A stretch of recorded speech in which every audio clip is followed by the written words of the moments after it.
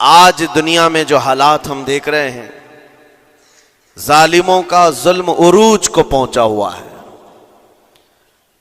اور قرآن پاک میں رب تعالیٰ نے ظالموں کی نشانیاں بھی بیان کی. ایسا نہیں کہ یہ پہلی مرتبہ ہوا ہے. اللہ تعالیٰ فرماتا ہے وَكَم مِّن قَرْيَةٍ أَهْلَكْنَاهَا، کتنی بستیاں ایسی ہیں جن کو ہم نے ہلاک کر دیا.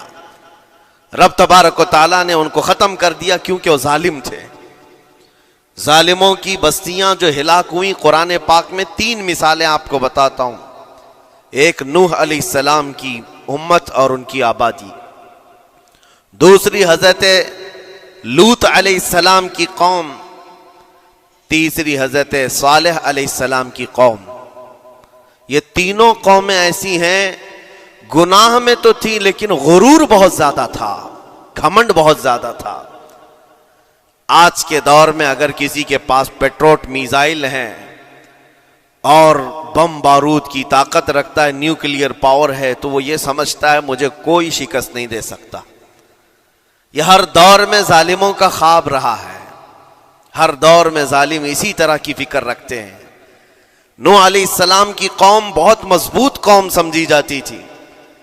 اللہ تعالیٰ نے اپنے نبی کو جب حکم فرمایا کہ آپ ایک کشتی بنائیں بہت بڑی، تو وہ آپ کا مذاق اڑاتے تھے.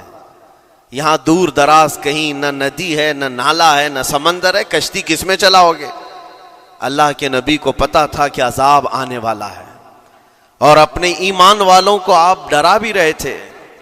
لیکن کفار و مشرکین غرور و تکبر میں ایسے تھے، یہاں تک کہ نوح علیہ السلام نے اپنے بیٹے کو بلا کر کہا، جو کافر تھا، کہا میرے ساتھ آ جا، یا بنی ارکم معنا ولا تکن مع الکافرین، بیٹا ہمارے ساتھ آ جا، کافروں کے ساتھ مت جا.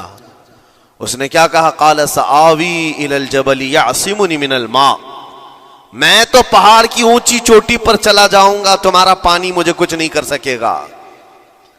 یہ اس وقت ظالموں کا خیال تھا، گمان تھا. پھر اللہ تعالیٰ قرآن پاک میں فرماتا ہے وَفَجَّرْنَا الْأَرْضَ عُيُونًا، ہم نے زمینوں کے سارے چشمے پھاڑ دیے، ہر جگہ سے پانی کے سوتے نکلے، اور پھر آسمان کے سارے دروازے کھول دیے. فَفَتَحْنَا أَبْوَابَ السَّمَاءِ بِمَاءٍ مُنْهَمِرٍ، اللہ فرماتا ہے آسمان کے سارے دروازے پانی کے کھول دیے، آسمانوں سے پانی اور زمینوں سے پانی. فَالْتَقَى الْمَاءُ عَلَى أَمْرٍ قَدْ قُدِرَ، سورہ قمر کی آیتیں ہیں. رب تعالیٰ فرماتا ہے پانی اتنا بڑھ گیا کہ جو رب تبارک و تعالیٰ کی طے کی ہوئی معینہ نشانی تھی وہاں تک جا کر پانی مل گیا.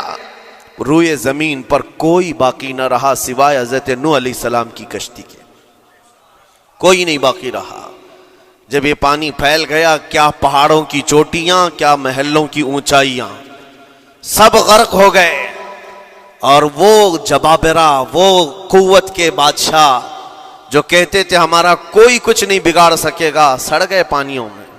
صرف پانی اللہ تعالیٰ بھیج دے تو انسان اسے روک نہیں سکتا، عذاب الہی کو کیسے روک سکے گا؟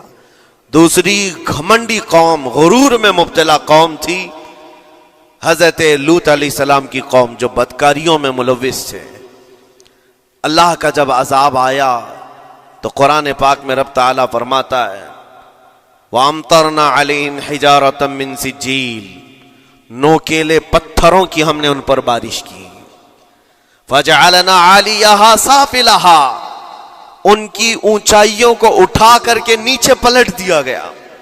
زمین کو فرشتوں نے اوپر تک اٹھایا اور اس کے بعد پلٹ دیا. یہ پوری بستی غرق ہو گئی، ختم ہو گئی. یہ بستی بھی وہی تھی جس کو حضرت لوط علیہ السلام بار بار تنبیہ کرتے تھے کہ ظلم سے بچو، ظلم سے بچو. ظلم اللہ کے عذاب کو دعوت دیتا ہے، لیکن وہ مذاق اڑاتے تھے. اور جب ہلاک و برباد ہو گئے، ختم ہو گئے، ان کی نشانیاں بھی باقی نہیں رہی. وہ پتھروں کی بارشیں کہاں ہوئی تھی واللہ عالم.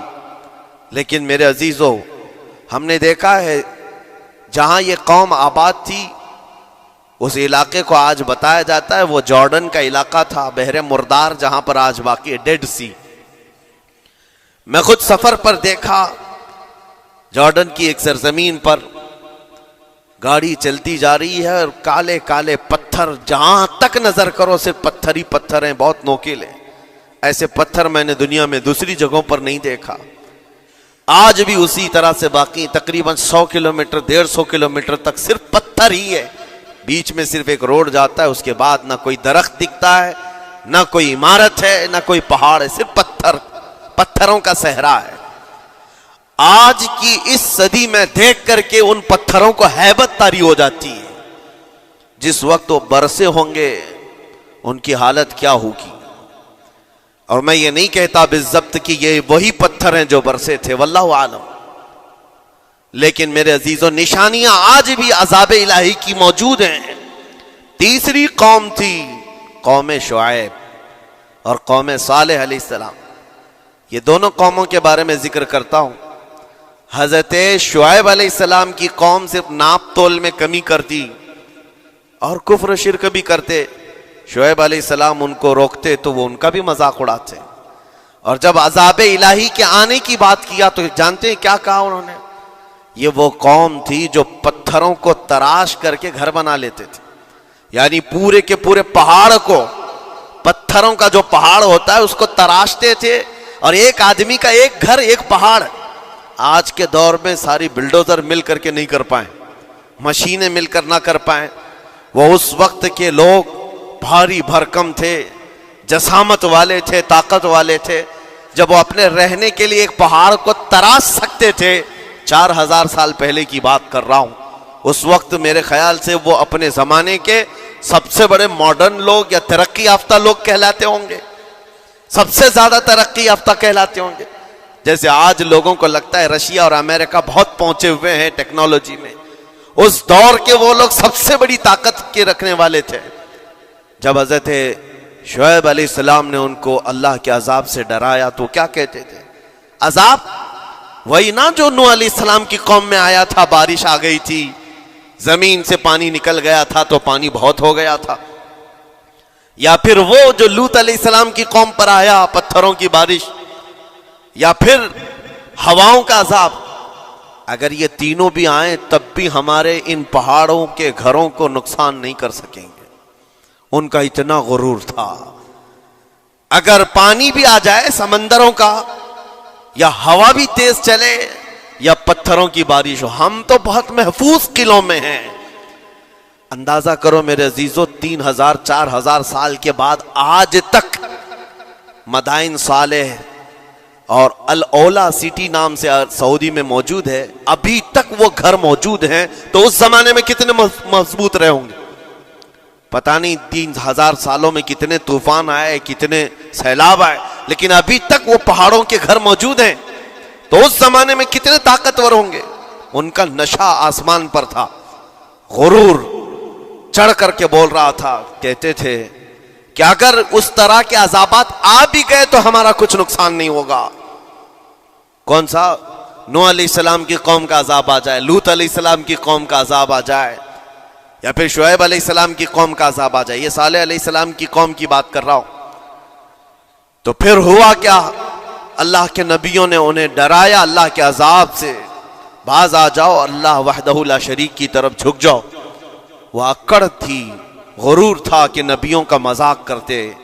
پھر ہوا کیا؟ قرآن کہتا ہے صرف ایک فرشتے کو اللہ تعالیٰ نے زمین پر اتارا، ایک فرشتے کو اتارا، اور اس کے بعد اس فرشتے نے ایک چنگھاڑ لگائی، ایک آواز کی، ایک آواز، صرف فرشتے کی ایک آواز ایسی تھی کہ جتنے اپنے مضبوط قلعوں میں گھروں میں موجود تھے، اس آواز کی ہیبت سے ان کا بھیجا کانوں سے باہر نکل آیا تھا۔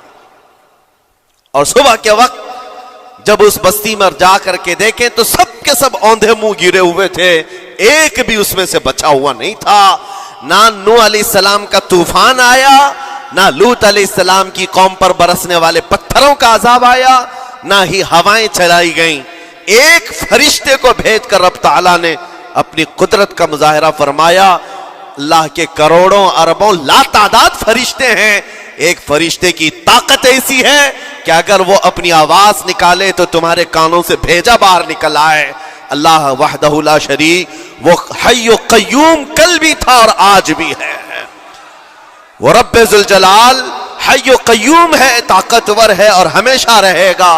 اور رب تبارک و تعالی نے قرآن پاک میں فرمایا، آپ یہ آیت تقریباً 3 جگہ قرآن میں آئی، وَإِذْ نَجَّيْنَاكُمْ مِنْ آلِ فِرْعَوْنَ يَسُومُونَكُمْ سُوءَ الْعَذَابِ يُذَبِّحُونَ أَبْنَاءَكُمْ وَيَسْتَحْيُونَ نِسَاءَكُمْ وَفِي ذَلِكُمْ بَلَاءٌ مِّن رَّبِّكُمْ عَظِيمٌ۔ رب تعالیٰ فرماتا یاد کرو فرعونیوں کے عذاب سے اللہ نے تم کو نجات دی۔ یہ بنی اسرائیل کو کہا جا رہا ہے کہ فرعونیوں کے عذاب سے، کہ فرعون اور اس کے لشکری اس قدر سخت سزائیں دیتے تھے موسیٰ علیہ السلام کی قوم پر، ایمان والوں پر، بنی اسرائیل پر۔ اللہ فرماتا ان سے نجات دیا رب تعالیٰ نے، لیکن وہ کرتے کیا تھے؟ بنی اسرائیل میں ایک بھی بچہ پیدا ہو جائے اسے ذبح کر دیتے تھے۔ فرعون کے لشکریوں نے 1 سال میں 12,000 بچوں کو قتل کیا ہے، 12,000 بچوں کو ذبح کر دیا ہے۔ آج کے اسرائیلی اگر یہ بچوں پر ظلم کرتے ہیں تو یہ تعجب کی بات نہیں ہے، فرعون کی سرشت میں داخل تھا اور یہ فرعونی ہے، وقت کے جبابرہ ہیں، وقت کے ظالم ہیں۔ 12,000 بچوں کو قتل کر دیا تھا فرعون اور اس کے لشکریوں نے، اور عورتوں کو زندہ چھوڑ دیتے تھے۔ قرآن میں اللہ تعالیٰ نے فرمایا 3 جگہ آئی آیت، لیکن اس کے ساتھ رب تعالیٰ یہ بھی فرماتا ہے یہ سخت ترین سزائیں دیتے تھے فرعونی، اللہ نے ان سے تم کو نجات دیا، لیکن یہ سزائیں کیوں دیتے تھے، یہ عذاب کیوں تھا؟ وَفِي ذَلِكُمْ بَلَاءٌ مِّن رَّبِّكُمْ عَظِيمٌ، یہ ہے فرمان اللہ کا۔ یہاں میں یہ ٹکڑا اگر بیان کر دوں تو آج آپ کے دلوں کے اندر ایک یقین پیدا ہو جائے گا آج کے حالات کے مطابق فرعونیوں کا اس قدر سخت عذاب کیوں تھا۔ رب تعالیٰ فرماتا ہے اے مومنو، ان تمام معاملات میں اللہ کی طرف سے تمہارے لیے بڑا امتحان تھا، یہ امتحان تھا اور وہ امتحان آج بھی ہے اور ہر زمانے میں رہے گا۔ ستیزہ کار رہا ہے ازل سے تا امروز، شرار ابو لہبی سے چراغ مصطفی، ہر زمانے میں حق و باطل کے معرکے ہوتے رہیں گے۔ لہٰذا آج کے دور میں یہ سب حالات جو پیدا ہوئے، مسلمانوں کو، مومنین کو ذرا برابر بھی نروس ہونے کی ضرورت نہیں۔ تم جس دین سے وابستہ ہو، اس دین کی حفاظت کا ذمہ اللہ نے اپنے ذمے لیا ہے۔ یریدون لیطفئوا نور اللہ بافواہہم، قرآن میں اللہ فرماتا ہے کفار و مشرکین اپنے منہ کے پھونکوں سے اللہ کے اس چراغ کو بجھانا چاہتے ہیں، اللہ اپنے اس چراغ کو مکمل کر کے رہے گا۔ یہ اسلام نور الہی ہے، اللہ کا نور ہے، اور اس کو صبح قیامت تک رہنا ہے۔ اور ہم جیسے اور بھی آئیں گے اس زمین پر، اور آئیں گے جاتے رہیں گے، یہ آبادیاں ہیں بدلتی رہیں گی، خدائی قانون ہے، لیکن اسلام نہ کل بدلا تھا، نہ آج، نہ قیامت تک بدلے گا۔